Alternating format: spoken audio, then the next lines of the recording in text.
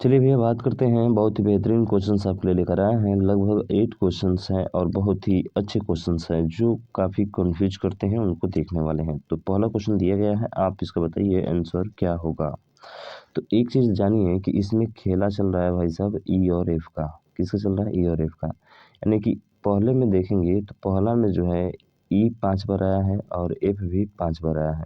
जब दूसरे में देखेंगे तो दूसरे में आपका जो है एफ को छोड़ दिया है और ई जो है वो 4 बार आया है।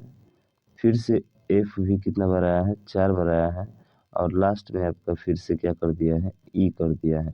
यही क्रम आगे चलता गया है। 4 आया है, एक बार 3 आया है ई और एफ, एक बार 2 आया है, एक बार फिर 1 आया है। ठीक है? 1 आया है मतलब देखिए यहाँ पे जो है आप देखेंगे तो एफ यहाँ पे हो गया। उसके बाद से एफ और देखेंगे तो यहाँ पे जो है यहाँ पे एफ कितना बार आया है? 4 बार। ई एक बार आया है, एफ एक बार आया है और फिर ई कितना बार आया है? 4 बार। यानी कि ई जो है लास्ट में एक बार आया है। तो बताइए अगला बार फिर कितना बार आएगा? अगला बार कहेंगे सर ई जो है 5 बार आएगा और एफ भी कितना बार आएगा? 5 बार ही आएगा।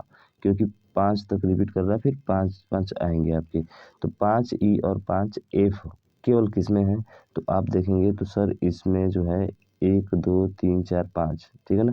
यानी कि 2, 3, 5 इसमें है और 3, 2, 5 इसमें है। इसका मतलब है कि ऑप्शन नंबर सी इसका क्या होगा? राइट आंसर हो जाएगा।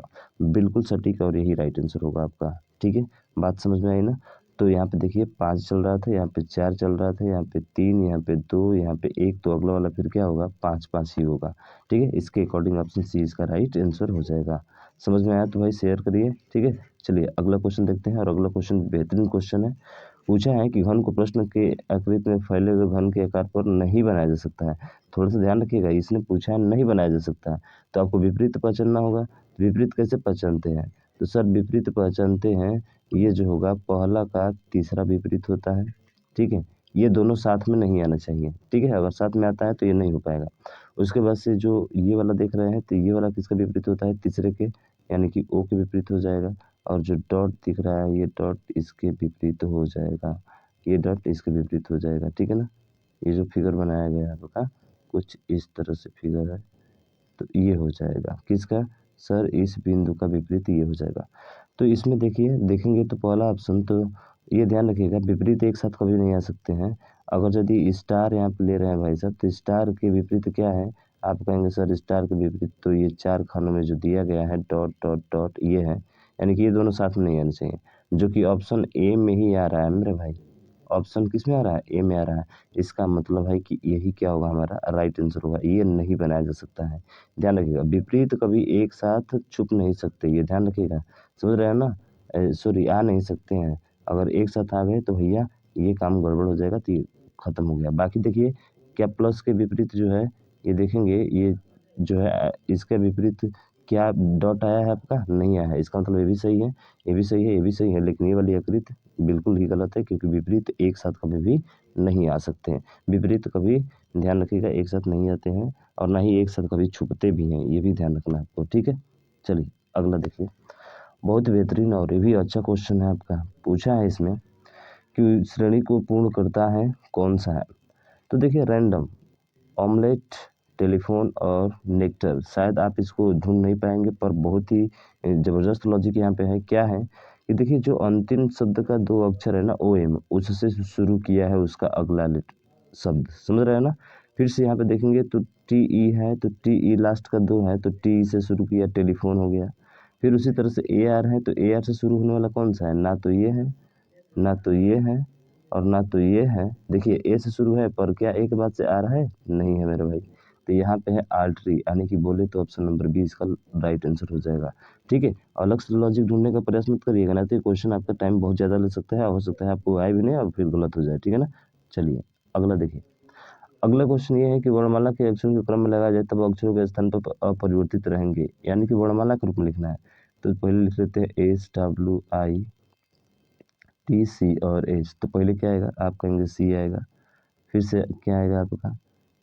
फिर से क्या आएगा? सी के बाद से एच आएगा। एच के बाद से क्या आएगा? आई आएगा। आई के बाद से क्या आएगा? एस आएगा। एस के बाद से क्या आएगा? टी आएगा और टी के बाद से क्या आएगा? डब्ल्यू आएगा। यानी कि वर्णमाला के क्रम में जब लिखेंगे तो ऐसे होगा कितने अपरिवर्तित रहेंगे? देखिए क्या ये अपरिवर्तित है? नहीं परिवर्तित है, ये भी बदला है, ये वाला नहीं बदला है। केवल एक ही एक अक्षर ऐसा है जो बदला नहीं है, बाकी सभी अक्षर क्या है बदले हुए हैं। तो इसलिए जो है इसका राइट आंसर कितना हो जाएगा? केवल एक हो जाएगा और ऑप्शन नंबर सी इसका राइट हो जाएगा। ठीक है, बात बैठी दिमाग में भाई साहब। चलिए अगला देखें। ये क्वेश्चन बहुत अच्छा क्वेश्चन है और थोड़ा-सा रिस्क लेने वाला क्वेश्चन है मेरे भाई। क्या है? ये रिस्क लेने वाला क्वेश्चन है। बिना रिस्क के आप इसको हल कर ही नहीं सकते हैं। अब रिस्क क्या लेना है? तो देखेंगे कि सर अनुक्रम में 8वीं संख्या कौन-सी हुई? ये पूछा है। तो देखिए यहाँ पे 1, 2, 3, 4 तो आ गया। अब जैसे 5वीं संख्या आएगी तो 5वीं संख्या क्या है?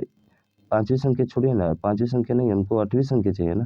तो 8वीं संख्या में कभी भी क्या जो है आपका ये 4 डिजिट वाला नंबर आएगा क्या? नहीं आएगा।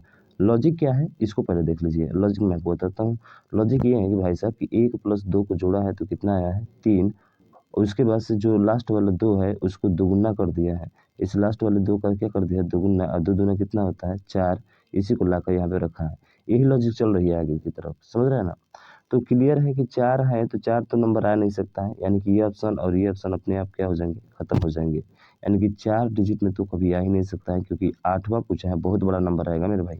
अब बहुत बड़ा नंबर का मतलब कि यही 2 आ सकता है, ये वाला और एक वाला, ठीक है? 2 बचे यानी कि 50-50 आपके पास क्या हो गया है? बच गया है। हल करेंगे तो भैया बहुत टाइम लगेगा, नहीं कर पाएँगे, समझ रहे हैं ना? तो थोड़ा-सा ध्यान रखिए। अब देखिए सभी का देखेंगे तो सम संख्या ही लास्ट में आएगा। तो बताइए सम संख्या 7 है क्या? नहीं है। तो इसलिए इसका ऑप्शन नंबर क्या हो जाएगा? डी राइट आंसर हो जाएगा। नहीं तो आप निकालते जाइए, जैसे कि 34 है, 34 से 78 कैसे आया है? तो 4 3 7 जोड़ दिया है और 4 का दुगुना 8 करके यहाँ पे लिख दिया है। समझ रहे हैं ना? लॉजिक तो मैंने बता दिया, लेकिन ऐसे क्वेश्चन को रिस्क लेके चलना चाहिए आपको, ताकि आप उस क्वेश्चन को आसानी से हल करके आगे क्वेश्चन को सॉल्व कर पाएँ, ठीक है ना? ध्यान रखिएगा। अगला क्वेश्चन बैड है, बैड को 16 1 4 लिख रहा है। बैड को क्या लिख रहा है मेरे भाई साहब? 16 1 4 लिख रहा है। अच्छा 16 1 4 का मतलब पहले इसका नंबरिंग कीजिए, तो ये 2 है, ये 1 है और ये 4 है। तो क्या लग चल रहा है? 16 1 और 4 है। इसका मतलब है कि अंतिम वाले को पहले लिखा है स्क्वायर करके, इसको भी स्क्वायर करके पहले लिखा है और इसको स्क्वायर करके लिखा है। तो वही बताइए ना, ई का स्क्वायर कितना होता है? 49। तो पहले क्या होगा? 49 ना तो इन दोनों में है, ना ही इसमें है। सॉरी 7 नहीं 5 होता है ना, एक मिनट गड़बड़ कर दिया भाई साहब। 5 होता है ना, तो ये 5 है। तो ई 5 बार आता है तो 5 का स्क्वायर कितना होता है? 25। 25 इन दोनों में तो है नहीं, अब 2 बचे। जी कितने पे आता है? 7 पे। 7 का स्क्वायर कितना होता है? 49। तो 25 49 बोले तो कौन सा होगा? ऑप्शन नंबर बी आपका राइट आंसर हो जाएगा। बात आपके दिमाग में बैठी क्या? बहुत ही बेहतरीन क्वेश्चन और ये थोड़ा आसान क्वेश्चन था। मुझे आशा है कि ये क्वेश्चन तो आप हल कर लिए ही होंगे। अगला क्वेश्चन ये भी बेहतरीन क्वेश्चन है। असंगत को पहचानना है। अब देखिए यहाँ पे देखेंगे 98 76 है, कुछ लॉजिक चल रहा है, दिमाग में भी चल रहा है। अरे भैया 9 8 7 6 यानी घटते हुए क्रम में लिखा है। 8 7 6 5 घटते हुए क्रम में लिखा है। 5 4 3 2 घटते हुए क्रम में लिखा है। पर क्या ये घटते हुए क्रम में है? नहीं, 7 6 5 लिखा है तो 4 आना चाहिए, लेकिन क्या लिखा है यहाँ पे? 3 लिखा है, इसलिए असंगत कौन सा होगा? ऑप्शन नंबर डी इसका राइट आंसर हो जाएगा। ठीक है, चलिए अगला देखिए। अगला ये भी बहुत बेहतरीन क्वेश्चन है।